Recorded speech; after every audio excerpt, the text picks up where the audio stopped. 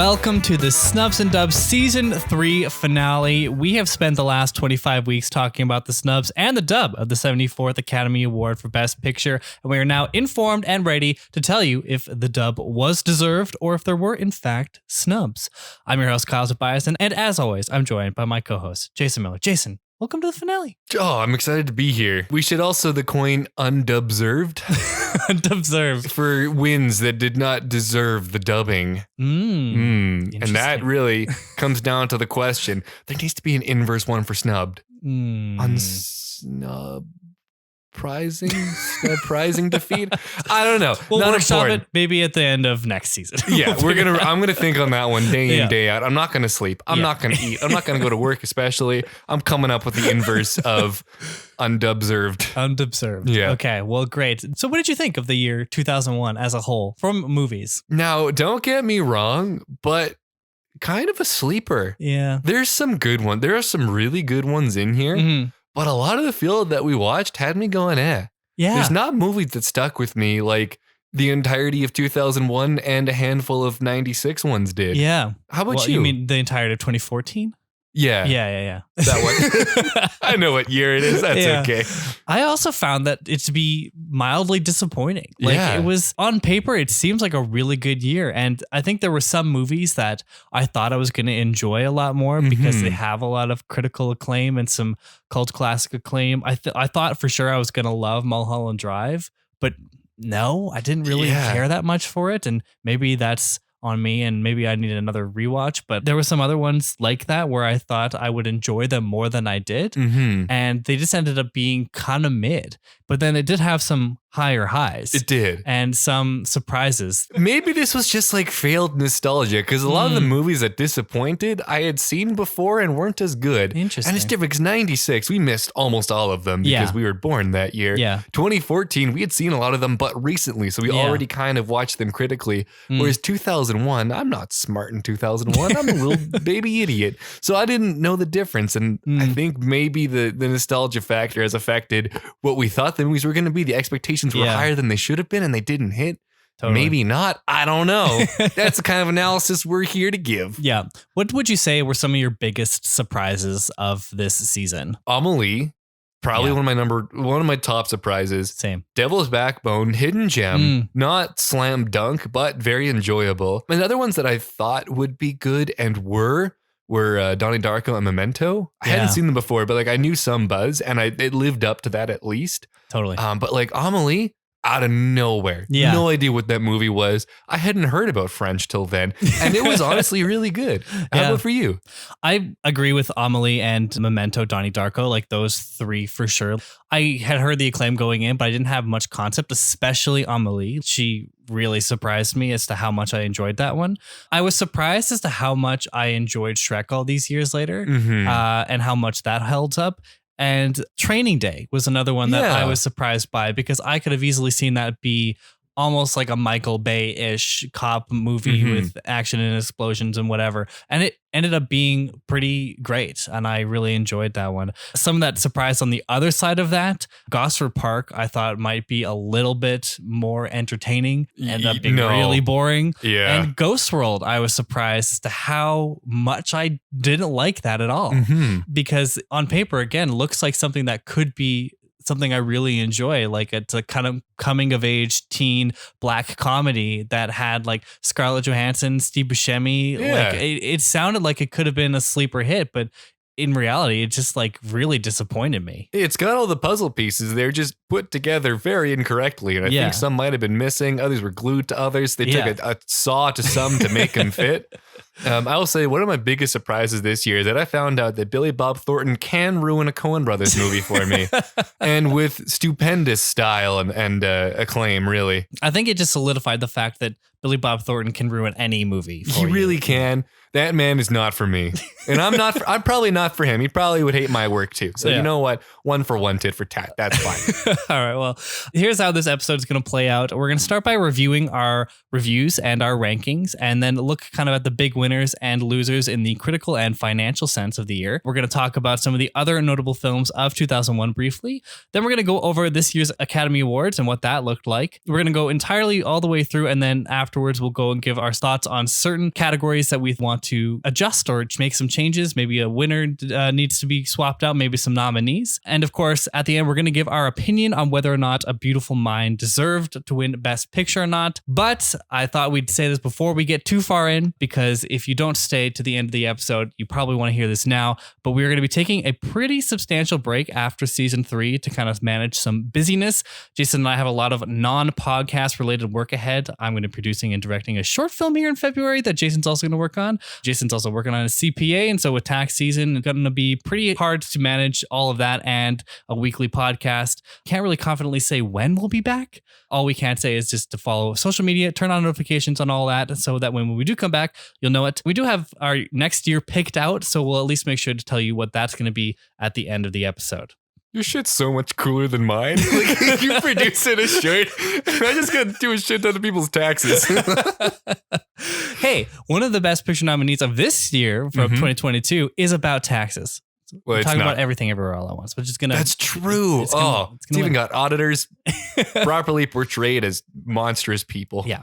So movies and taxes, exciting stuff. Yeah. And you know what? Movies need taxes. That's true. Someone's got to pay bills. Yeah, exactly. So without further ado, Jason, should we get into this finale? Oh, let's get into it. All right. Well, I figured we'd start right off the bat with changing our rankings if we did need to change it, but definitely placing A Beautiful Mind in our rankings. I think this will quickly inform what we're going to say at the end of the episode. Mm-hmm. But if you listened to last episode where we talked about A Beautiful Mind, I think you already kind of knew that we weren't the biggest fans. So, Jason, did you have any adjustments to your ranking at all? So mere minutes ago, I told you no, I don't. But then I went to my ranking to add A Beautiful Mind, and then I made a couple changes. Okay. So yes, I do. The only change that I have, it affects 3 movies. Donnie Darko's dropping 2 spots. Oh, wow. Amelie is rising 1 spot, and Royal Tenenbaums is rising 1 spot. Okay, nice. Yeah. I similarly raised Royal Tenenbaums up 1 spot, which meant Memento moved down 1 spot. And I also moved Harry Potter up 1 spot and moved Ocean's 11 down 1 spot. This had nothing to do with the fact that Ocean's 11 is now my number 11. We did it. We did Mission accomplished. All right, well, I'll go ahead and give my rankings then from bottom to top. 25, Moulin Rouge, then Ghost World, In the Bedroom, Gosford Park, Monsters Ball, Spy Kids, AI, Hedwig, Mulholland Drive, A Beautiful Mind at number 16, Black Hawk Down, The Others, Sexy Beast, The Man Who Wasn't There, Ocean's 11 at number 11, and then into the top 10, Harry Potter, Training Day, The Devil's Backbone, Monsters, Inc., Shrek, Memento at number 5, Royal Tenenbaums, Donnie Darko, Amelie at number 2, and Lord of the Rings, The Fellowship of the Ring at number 1. Jason, wow. What are your rankings? Well, Kyle, let me feed this to you here. We got from bottom to top the Billy Bob Thornton zone. We're starting off with Monsters Ball and then The Man Who Wasn't There. And then we get into movies that I didn't hate with all of my passion. Ghost World, Gosford Park. And then we get into movies that didn't make me hate my life with any level of passion. We go from Spy Kids, Hedwig, AI, Mulholland Drive, In the Bedroom, Black Hawk Down.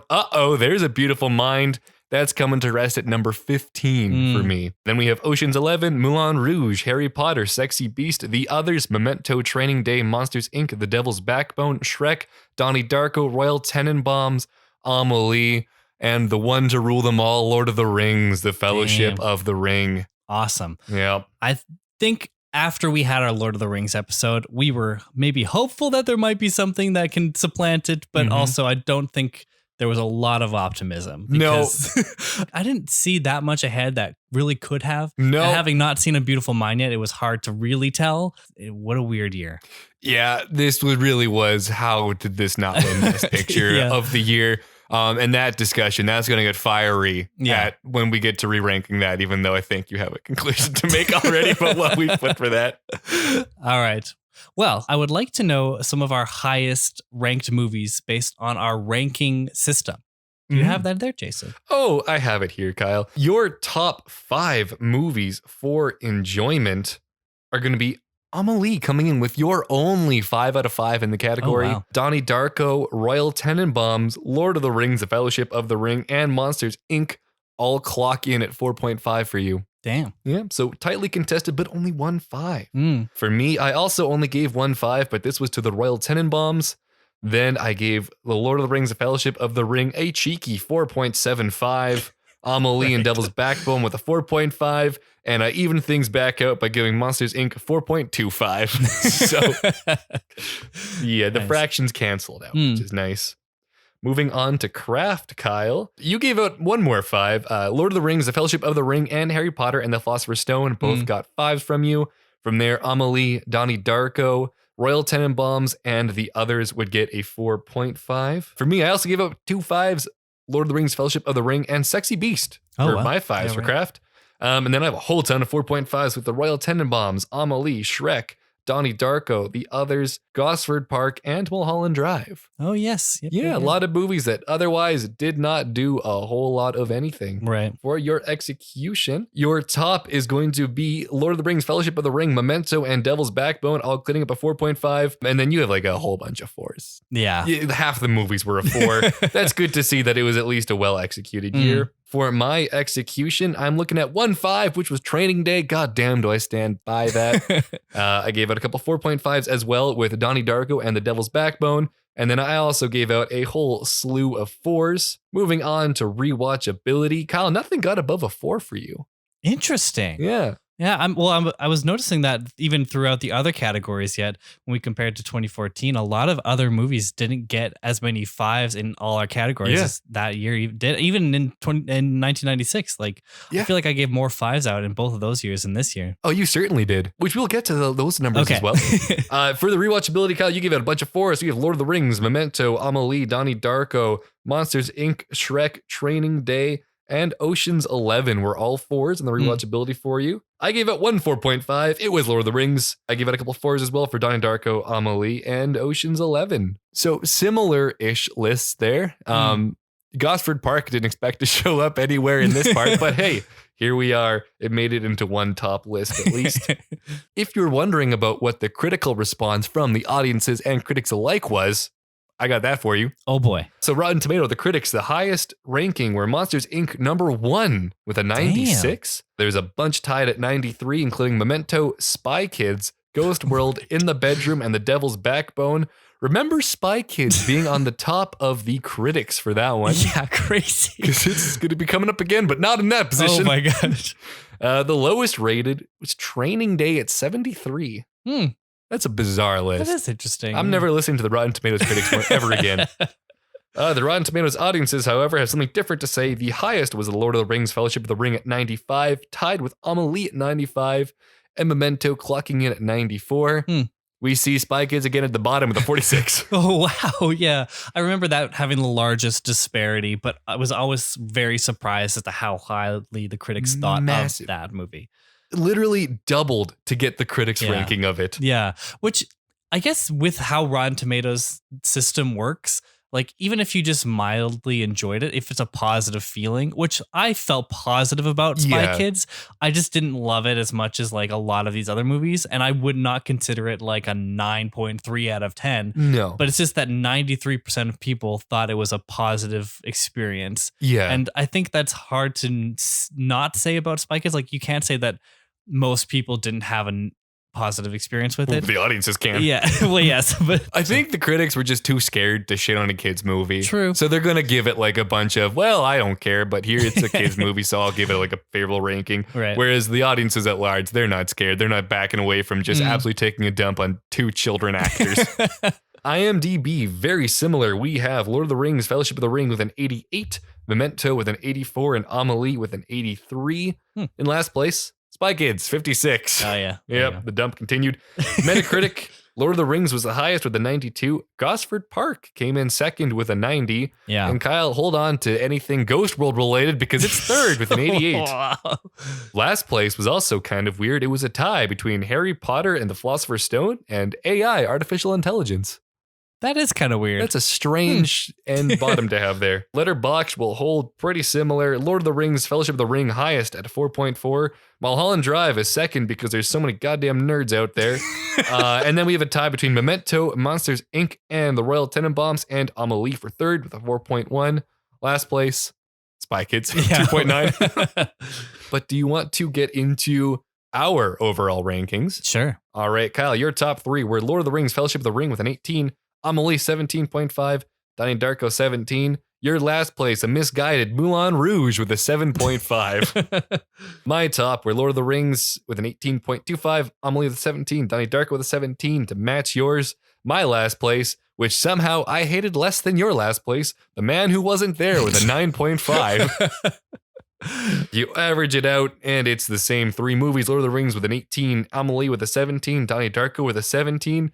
And somehow, despite it being neither of our worst movies, our overall worst movie was Ghost World. That makes sense. Yeah. I feel like we both equally didn't like that one very much. And then it's the other two felt strongly in either way. Yeah. Like I bailed out Moulin Rouge by giving it like a middling score, and you gave the same to The Man Who Wasn't There. So all we're left with is Ghost World cleaning up the mess. In terms of box office, normally we separate out the movies that we've rated to the box office at large. This time we watched all the top. Oh, yeah. So in order, it is, I guess we'll go bottom to top. Ocean's 11, fifth place with 450.73 million. Shrek, 491.81 million. Monsters, Inc., 560.48 million.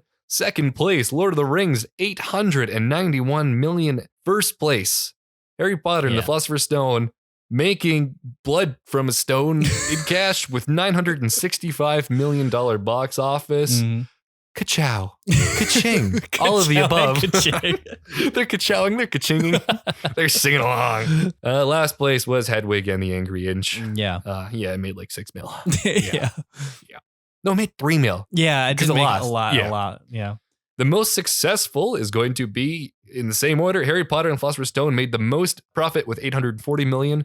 Lord of the Rings was second place with 798 million. And Monsters, Inc. cleaned up a tidy 445 million. Nice. Hedwig and the Angry Inch lost ground with a $2.26 million.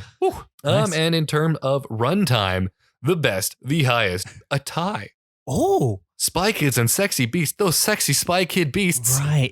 88 minutes. Shrek close behind with a tight 90. Yeah. Last place, an abusive Lord of the Rings with the Fellowship of the Ring at 178. Goddamn, get over yourself. Yeah. You're lucky you're so fucking good. I forgot that there were 2 movies under 90 minutes this season. Yeah. Which, good for us. Good for them. Honestly, light and breezy, because we had to shove those at the start when we had weird schedules to record around. Totally. In terms of fun metric land. Always excited for this one. This is a follow-up to last year where I looked at the change in enjoyment between audiences at large and ourselves. Last year, from 1996 to 2014, the world at large enjoyed movies 5% more. This year took a step back. Not a lot, though. In 2014, audiences had an average movie score of 79.4% for the ones that we watched. This year, 78.3%. Okay. So just over a clean 1% less enjoyment. We had a further step back. Kyle, in 1996, your average rating was a 69.7. Nice. 2014, your average rating, holy cow, 79.2. Damn. Huge step up. 2001, you fell to your least enjoyed season at 64.8% was your average score. Damn. Yeah. That's crazy. Cuts deep. Yeah. For myself, 1996, still my lowest year at 64.3%. 2014 remains my highest at 74.5%. And I didn't step back as far as I gave out a 67.6% as my average rating for a movie this year. Yeah. Interesting. That is. I guess I love a little bit more. My rating would have been like 90 something if Billy Bob Thornton didn't exist. For other fun facts, I take a look at the metrics that I used in the previous years. The first one being how much did the studios spend in dollars per enjoyment of the movie? Right. The highest spender at the enjoyment that you got for it was Harry Potter and Philosopher's Stone spent $1,400 per percent enjoyed. The most efficient was The Man Who Wasn't There. Not a lot. It was okay. Didn't spend a whole lot. So yeah. Hedwig and the Angry Inch is hard to do because it lost money. Yeah. So it did, I guess, the worst. Yeah. In terms of movie score, where we look at standard deviations, averages, and other statistical nerdy shit stuff. Yeah. This just gives you the guaranteed best movie of the year. We're going to go from third place to first place. In third was Monsters, Inc. with a score of 2.14. Nice. Second place, Harry Potter and the Philosopher's Stone barely eked it out with a 2.16. First place, just slammed everything out of the goddamn window. It's Lord of the Rings, The Fellowship of the Ring with a 4.81. Damn. People love this movie. That's good. And it made a lot of money. Yep. The main fallback of Harry Potter and the Philosopher's Stone was no one gave a shit. It was okay. I mean, it's hard to say no one gave a shit. A lot of people gave it money. Everyone gave it money to kind of like it a bit. Yeah. Monsters, Inc. just didn't make as much and also probably didn't blow up as much in the rankings. But there you have it. That's good. There's the numbers. The best movie of the year before looking at our subjective, biased, human, weak opinions. When you get the numbers, it's Lord of the Rings, The Fellowship of the Ring. Hard to deny. You can't. It's numbers. If only the Academy looked at these numbers, because that's the hard truth right there. They need to call me. Yeah. Because I cracked the code. You got like the where was fucking Nash studying? MIT, Harvard? Where was he? I forget. I don't care. That's the thing, Kyle. End of the day, I stopped thinking because I don't give a shit. Anyways, I'm just imagining you doing the same shit that Russell Crowe was doing, but trying to figure out which movie was like statistically the best of the year. It will also include a scene of me losing at Go and getting angry about it. But that's mostly because I don't know how to play Go. So any attempt would be futile. All right. Well, we can move on to the other movies that came out in 2001 that we didn't talk about. Of course, even with talking about 25 movies a season, we're going to miss some. It's kind of inevitable. So we're sorry if we missed your favorite. Here are some of the other movies this year that were notable. Frailty, I Am Sam, Atlantis, The Lost Empire, Ali, Iris, Pearl Harbor, The Mummy Returns, Jurassic Park 3, Planet of the Apes, Lara Croft, Tomb Raider, A Knight's Tale, No Man's Land, Bridget Jones's Diary, Son of the Bride, Jimmy Neutron, Boy Genius, Legally Blonde, and Wet Hot American Summer. Have you seen some of these, Jason? I just want to say this reads like our in memoriam of our review episode. I've seen 2 of these. One, Jimmy Neutron, Boy Genius. Yes. No particular opinion. I watched that when I was like 7, maybe. Yeah. And I don't know if I even cared for it that much at that time. I've also seen Wet Hot American Summer. Goddamn love that movie. It's so funny. What are your thoughts? So I've seen also Wet Hot American Summer, Legally Blonde. I've seen quite a few times. It was actually in the season for a little bit before. I think it was The Devil's Backbone that just kept sneaking in and out. There was a point where we thought we were going to have to slide one of these in lieu of The Devil's Backbone because it didn't look like we were going to be able to watch it, but we managed to get a hold of that and watch it, and we were all the better for it. Other than that, I have seen Jurassic Park 3 a long time ago, probably The Mummy Returns. I can't remember it. And this week, actually, I watched Atlantis, The Lost Empire, and Frailty, just to kind of do a little bit of catch up. I was going to watch Iris because, as we'll see later, it was the one movie that was nominated for like more than like 1 or 2 awards that I would have considered watching.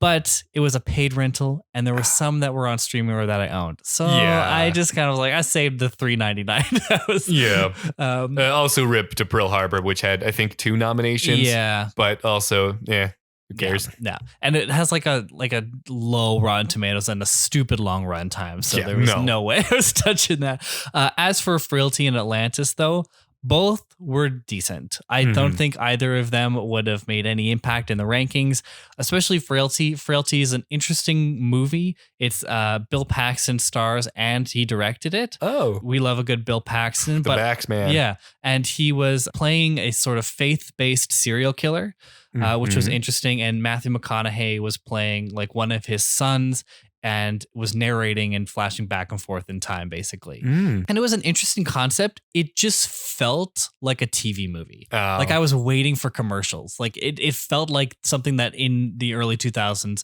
you would see on just like the movie channel or whatever. Damn, I was digging that premise. I was really thinking that could be something. That's disappointing. It was a little disappointing. And like, it's not to say that it was bad, because it has Matthew McConaughey, Bill Paxton. They're all really good actors and they're good in it. It's just a matter of like the concept was interesting, but like kind of wore thin. Yeah. And the execution of it was very basic. And so I kind of didn't feel that strongly about it. Same goes for Atlantis, The Lost Empire. I have memory of this, but I can't say definitively if I watched it in my childhood. It's fine. It has a really strong opening, but it kind of falls off. And I would be interested to see this as a live action remake, because I do think that there are interesting concepts and interesting, cool adventure things that are happening, but it does need like a narrative change. And I think that it could be a good movie if some things were changed, because right now it's interesting but basic. And it is basically, you know, Journey to the Center of the Earth type shit. And then once they get there, it's basically Avatar, Pocahontas, what's the other one? Dances with Wolves, pick your poison, of that sort of like foreigner comes in and helps support an indigenous population sort of thing. It's Avatar. Yeah, basically. And so it was fine. The female characters are all drawn so hornily. Like, come on. Isn't it a kid's movie? Yes, it is a kid's movie. But they're all super curvy with like the biggest boobs. Like they are just drawn like to be basically sex objects. And there's even a scene where like one of the Atlanteans, you know, takes off her like skirt and is just in a bikini basically. And you're like ogling her for a second with the main character. It's very interesting. So damn. Yeah. All aboard the Nautilus. Yeah. Of these, the only one that I would have liked to talk about is Legally Blonde. It is a fun movie. I really like it. And I do come back to it. I should often. watch that. It's really fun. Yeah. I've actually never watched Legally Blonde 2, but there is a Legally Blonde 3 coming out sometime next year, or maybe this year. I'm not sure. But Legally Blonde it's just a fun 2000s comedy. And it's a good time. But other than that, like I can't really see much that I have seen that I would consider putting it in. And a lot of these weren't nominated for that many awards that it felt like necessary to put them in. And the ones that were nominated for like 1 or 2, but we didn't put them in, probably was also because the movie itself wasn't very well regarded. That's the case with Ali and Pearl Harbor, I think, because Will Smith was nominated for Ali, and Pearl Harbor, as you mentioned already, was nominated for a couple awards, but they were very not well regarded movies. And so we just kind of passed on them. Yeah, there's like, especially Pearl Harbor, that was like some peripheral awards that we were probably, even if we watched it, we probably weren't going to discuss that much. Yeah, totally. But yeah, that's pretty much it. So if you don't have anything else to say about it, we can get into the Academy Awards. Let's dive in. Like, we're the movie Atlantis, which I also think, I don't know if I saw it. I'm pretty sure I haven't seen it, but I looked it up because the name sounded familiar. And I have clear, vivid memories of scenes of the movie, but I don't think I've watched it. The same way. Like I remember the VHS cover and like the Disney kind of clamshell thing, but I don't actually know if I watched it. Maybe it was like a background movie. I don't know. I just remember the poster and the VHS cover, but like I can't actually imagine a time in my mind where I was watching this movie and left no impact. The lost movie of Atlantis. Yeah. Anyways, Oscars. All right, Oscars. So this year's Academy Awards took place on March 24th, 2002 at the Dolby Theater, which at the time was known as the Kodak Theater. It was hosted by Whoopi Goldberg, which was her 4th time hosting the Oscars. Despite a record length of 4 hours and 23 minutes, the telecast garnered nearly 42 million views in the United States alone. Lord of the Rings, The Fellowship of the Ring, earned the most nominations with 13. It was the 7th film in history to earn that many nominations. A Beautiful Mind and Moulin Rouge tied for 2nd place with 8 apiece. By virtue of its latest Best Picture victory for A Beautiful Mind, DreamWorks had become the 2nd film studio in history to release 3 consecutive Best Picture winners. The studio had previously released American Beauty in 1999 and Gladiator in 2000. Quite a streak there. That's not a bad run. That's some kind of Hall of Fame stuff. Yeah, and obviously DreamWorks also won Best Animated Feature this year because of Shrek. So they were doing pretty well. Yeah, good for Spielberg. So I'm just going to read through all the categories and I'll give all the nominees and the winner. We'll go straight through and then we'll talk about our amendments. So to start off, we're going to go Best Visual Effects. The nominees were AI, Lord of the Rings, and Pearl Harbor. The Lord of the Rings won Best Visual Effects. Best Film Editing nominees were A Beautiful Mind, Black Hawk Down, The Lord of the Rings, Memento, and Moulin Rouge. Black Hawk Down won Best Film Editing. Best Costume Design, The Affair of the Necklace, Gosford Park, Harry Potter and the Philosopher's Stone, The Lord of the Rings, and Moulin Rouge. Moulin Rouge won Best Costume Design. Best Makeup, A Beautiful Mind, The Lord of the Rings, Moulin Rouge, The Lord of the Rings won Best Makeup. Best Cinematography, Amélie, Black Hawk Down, The Lord of the Rings, The Man Who Wasn't There, and Moulin Rouge. The Lord of the Rings won Best Cinematography. Best Art Direction, Amélie, Gosford Park, Harry Potter and the Philosopher's Stone, Lord of the Rings, Moulin Rouge. Moulin Rouge won Best Art Direction. Best Sound, Amélie, Black Hawk Down, The Lord of the Rings, Moulin Rouge, and Pearl Harbor. Black Hawk Down won for Best Sound. Best Sound Editing, Monsters, Inc. and Pearl Harbor were the only two nominees, and Pearl Harbor took Best Sound Editing. Best Original Song. The nominees were If I Didn't Have You from Monsters, Inc. by Randy Newman, May It Be from Lord of the Rings by Enya, Nikki Ryan, and Roma Ryan, There You'll Be from Pearl Harbor by Diane Warren, Until from Kate and Leopold by Sting, and Vanilla Sky from Vanilla Sky, music and lyrics by Paul McCartney. If I Didn't Have You from Monsters, Inc. won Best Original Song. Best Original Score, AI from John Williams, A Beautiful Mind from James Horner, Harry Potter from John Williams, The Lord of the Rings from Howard Shore, and Monsters, Inc. by Randy Newman. The Lord of the Rings from Howard Shore won Best Original Score. Best Foreign Language Film, Amélie in French from France, Elling from Norway in Norwegian, Lagan from India in Hindi, No Man's Land from Bosnia and Herzegovina in Bosnian, and Son of the Bride from Argentina in Spanish. Unfortunately, Amélie did not win that, but No Man's Land won from Bosnia. I did try to watch that one as well, and it was also one that was a little bit inaccessible on the streaming point. But it was an hour and a half too. I was like, oh, that's like a great runtime. That's like an easy one to slide in if you could. Exactly, yeah. So I might have to watch that one another day because, yeah, I guess it's good. Best Animated Feature, only 3 nominees. Jimmy Neutron, Boy Genius, Monsters, Inc., and Shrek. Obviously, we know Shrek won Best Animated Feature. Best Adapted Screenplay. Get into the big ones now. Beautiful Mind, Ghost World, In the Bedroom, The Lord of the Rings, Fellowship of the Ring, and Shrek. A Beautiful Mind won for Best Adapted Screenplay. Best Original Screenplay. Amélie, Gosford Park, Memento, Monsters Ball, and the Royal Tenenbaums. Gosford Park won Best Original Screenplay. Best Supporting Actress. Jennifer Connelly for A Beautiful Mind as Alicia Delarde-Nash. Helen Mirren in Gosford Park as Jane Wilson, Maggie Smith in Gosford Park as Constance Trentham, Marissa Tomei in the Bedroom as Natalie Strout, and Kate Winslet in Iris as Iris Murdoch. Jennifer Connelly won for A Beautiful Mind. Best Supporting Actor, Jim Broadbent in Iris as John Bailey, Ethan Hawke in Training Day as Officer Jake Hoyt, Ben Kingsley in Sexy Beast as Don Logan, Ian McKellen in The Lord of the Rings as Gandalf, and Jon Voight in Ali as Howard Cosell. Jim Broadbent won for Iris.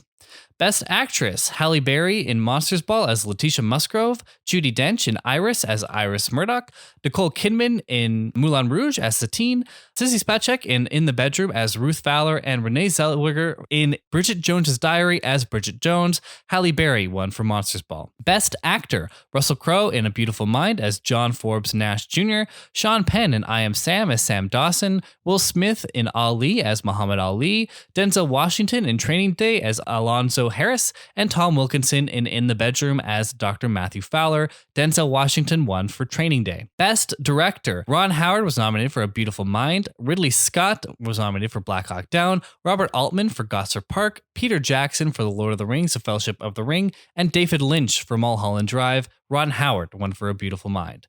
And finally, Best Picture, as we know, A Beautiful Mind, Gosford Park, In the Bedroom, The Lord of the Rings, Fellowship of the Ring, and Moulin Rouge. A Beautiful Mind won Best Picture. Now, Jason, do you have some amendments? Oh, I have some for key particular areas. Okay. I have amendments in Best Film Editing, if you have any. I do. Okay, let's get it going. So again, the nominees were A Beautiful Mind, Black Hawk Down, Lord of the Rings, Memento, and Moulin Rouge. What are your amendments? Well, it's one amendment, and it's Lord of the Rings won, Black Hawk Down didn't. I really, for the most part, with a lot of these kind of auxiliary awards, if Lord of the Rings was nominated, I just end up giving it to him. Okay. So that might be a common theme. Yeah. See, I made a different winner choice as well, but I gave it to Memento as I felt that the editing was very crucial to the narrative of the story and it wouldn't have worked as well without its editing.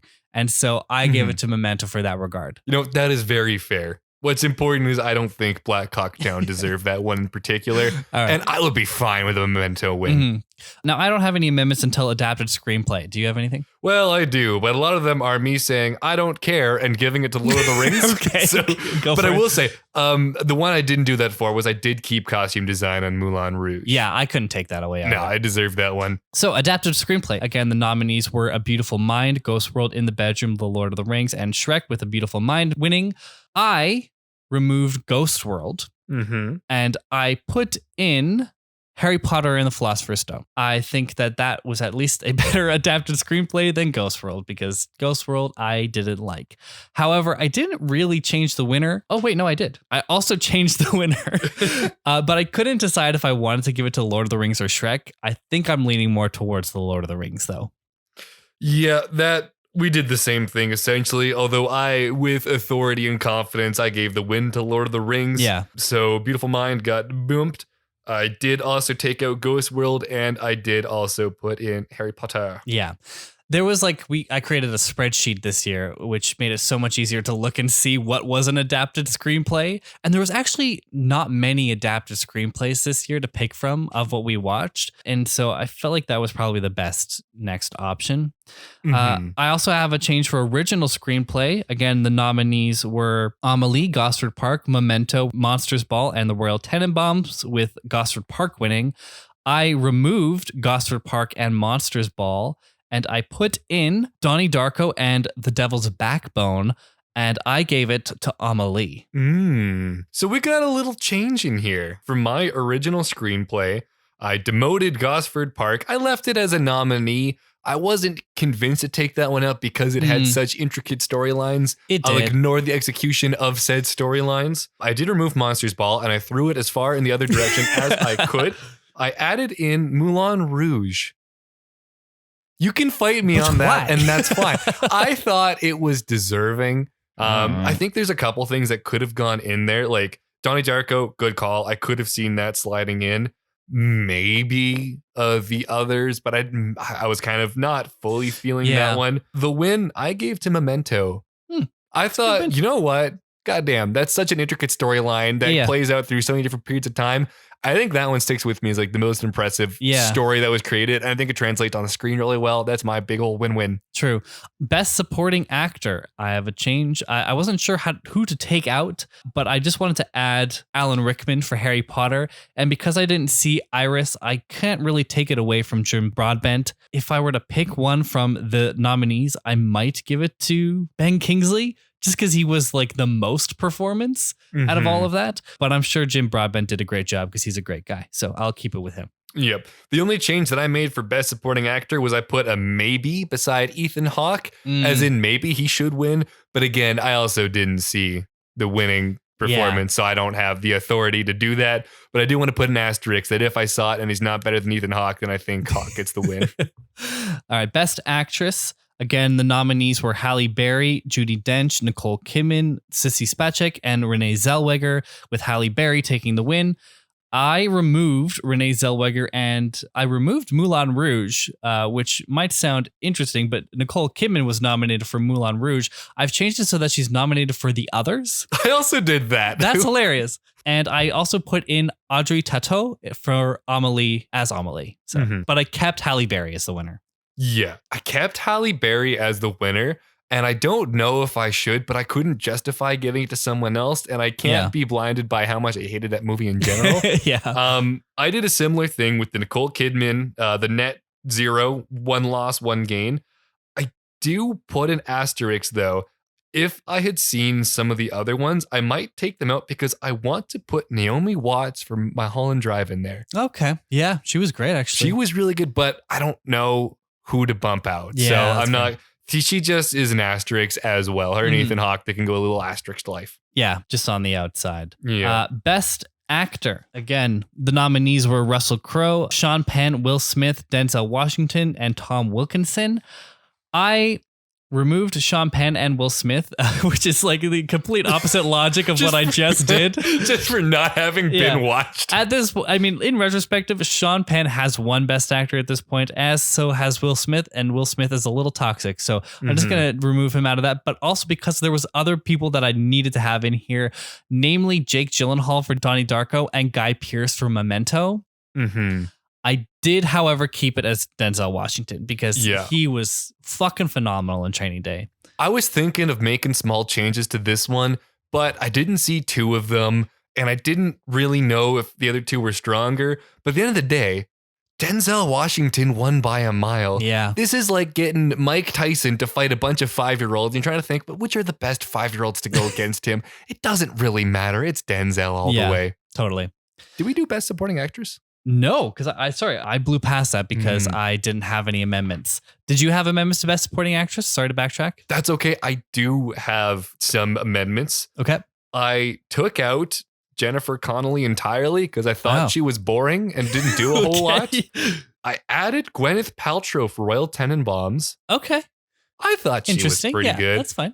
No one won because I couldn't decide who should win between them. Yeah. In that case, I might have, if there was no Jennifer Connelly, I might have gone Marissa Tomei. That also might be mine. I'd have to rewatch Gosford Park to truly evaluate this, and god damn it, I don't really want to. Yeah, that's why I felt I kept it with Jennifer Connelly. The performances, other than Maggie Smith just being delightful at parts of Gosford Park, it just, I think Jennifer Connelly, maybe it's recency bias, but like she just kind of left a better impact on me than the other Gosford Park girls. So yeah, I just kept it the same. Sorry to blow past that, but we're now back on to Best Director. So the nominees were Ron Howard, Ridley Scott, Robert Altman, Peter Jackson, and David Lynch. I made some changes here. Me as well. I removed Ridley Scott, but I put in Christopher Nolan for Memento. That was all I took out, though. I didn't really feel like taking out David Lynch, Robert Altman, or Ron Howard, because I think that they did do a good job regardless that I didn't really love their movie so much.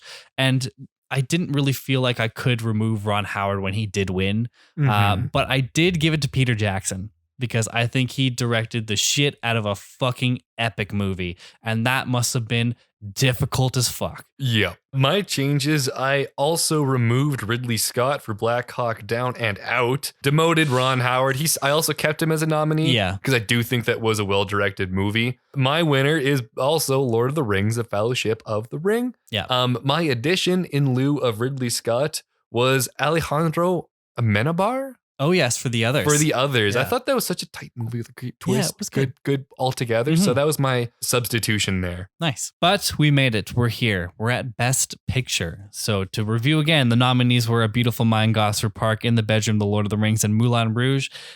Now, Jason, I don't think it's going to come as any surprise that I only kept one of the nominees. I also only kept one, and it is not the one you kept. Okay. I can tell you right now. Well, you must have kept two then, because there's no way you're getting rid of the Lord of the Rings. No, sorry, yeah. I made a change to that nomination. Okay, That's gotcha. All right. So my Best Picture nominees, if I were to pick 5, which is what the Academy did this year, are Amelie, Donnie Darko, The Lord of the Rings, The Fellowship of the Ring, Memento, and The Royal Tenenbaums. What are yours? My nominees are Memento, The Royal Tenenbaums, Lord of the Rings, Amelie, and Moulin Rouge. Fucking hell.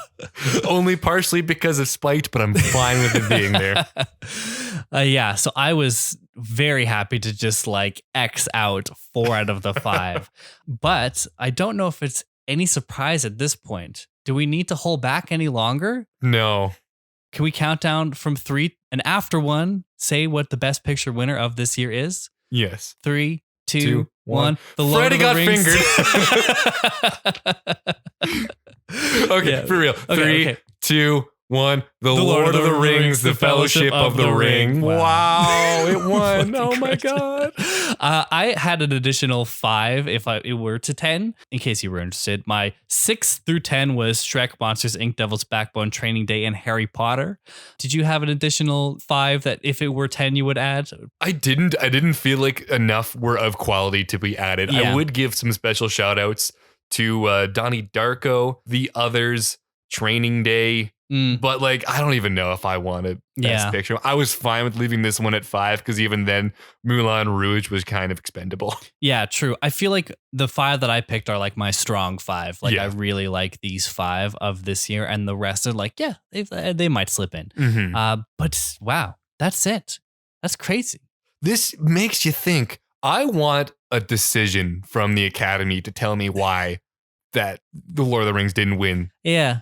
It's incredible. I have a theory, and I think it's the Dune thing as well, because I and you fucking loved Dune in 2021. I think, I really love Coda. Oh, it's a great film, but Dune is the most movie of that year, and it's it's so well directed, so well shot. The actors are incredible. The story is just like, it's so fucking epic, and like the visual effects are masterful. Exactly, and it so parallels The Lord of the Rings. Yeah, where I feel like in this case, they know that there's more opportunity to give it more awards, because probably at this point, I think they were shooting The Lord of the Rings. Oh, they weren't. They did 2 and 3 back to back, but I'm sure that they probably knew that The Lord of the Rings was going to have more opportunity.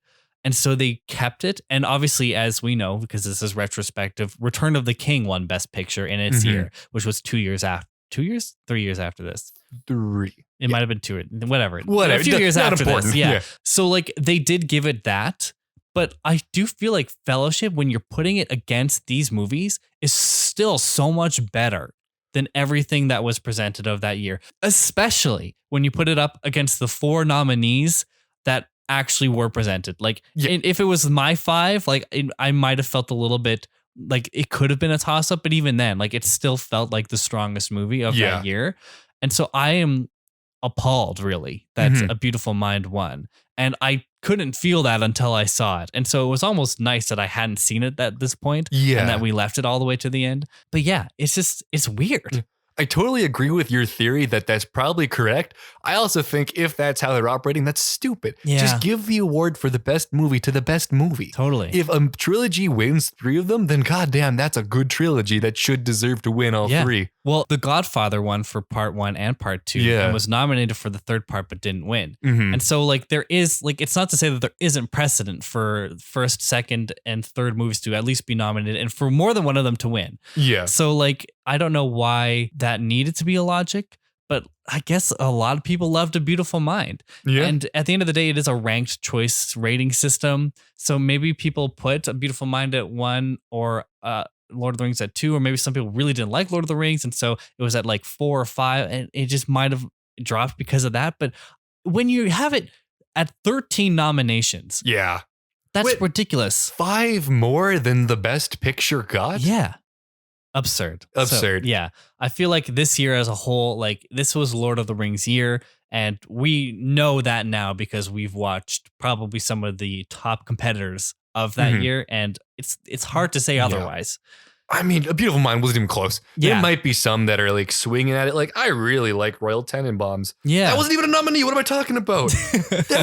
There's nothing close. No one was even in swinging distance. Yeah. What happened this year? Yeah, I don't know. It was a mess. But I'm glad we were here to review that because I think it's fun to review years where we know that things were a little bit egregious. Yeah. Like last year, we agreed. Birdman was Best Picture. Yeah. I was fine with that. Yeah, it's definitive. Like that is like one of the best movies of that year, if not the best. And we chose it as the best, and so did the Academy. But with this, like, there's so much going on here that needs to change. It's odd, but yeah. I mean, the best movie of the year was a total yawn fest about math. Get your head straight. All right. Well, season 3 is done. That's it. Oh, we're here. We're finished. What do we even do now? Do I just stop? Yes, but then we should come back and do season 4. Oh my gosh, that's crazy. 74th Academy Awards is done. And so now we can look at season 4 and what year we're going to look at for season 4. And the Oscar goes to...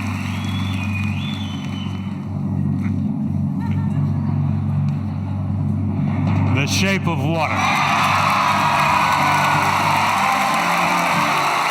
Guillermo del Toro and J. Miles Dale produces. That's right. Next season, we're going to be talking about the 90th Academy Awards, featuring the films from the year 2017. Season 4 starts, I don't know, sometime. Eventually it has to. Yeah, eventually, maybe. Who knows? After an extended break. So be sure to keep an eye on our social media for more information. And of course, I want to thank you all for listening to the season 3 finale of Snubs and Dubs. It's been a fun season. It has been. Yeah. Mid-movies, but fun season. It's had it's a distinct feel. It's a fun hopping around movies like years this much. Because they all have a different feel. 1996, total exploration. 2014, reminiscing of recent watches. 2001, we knew some of these. Yeah.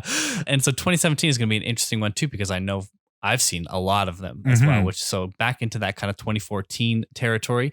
But as always, you can find us everywhere on social media at Snubs and Dubs. That's on Instagram, Twitter, Facebook, Letterboxd, etc. Make sure you follow us there because you want to make sure you know when we're back. We're also on Good Pod, so make sure to check us out there and join our official Discord. We'd love to hear your guys' thoughts on this season or on the films that we covered this season. So please send us a tweet or a message with a question or recommendation or anything else. I'm also at Kyle Tobiasson on Twitter and Jason's at Windy_Mills. Of course, all of those links will be in the show notes. Make sure to leave a 5-star review, share the show to everyone you know, and watch some 2017 movies before next season. Just eyeball, spitball it. At least watch the Best Picture nominees. Yeah, exactly, at least. Exactly. But thanks for listening. That's a wrap. Bye. Bye for now.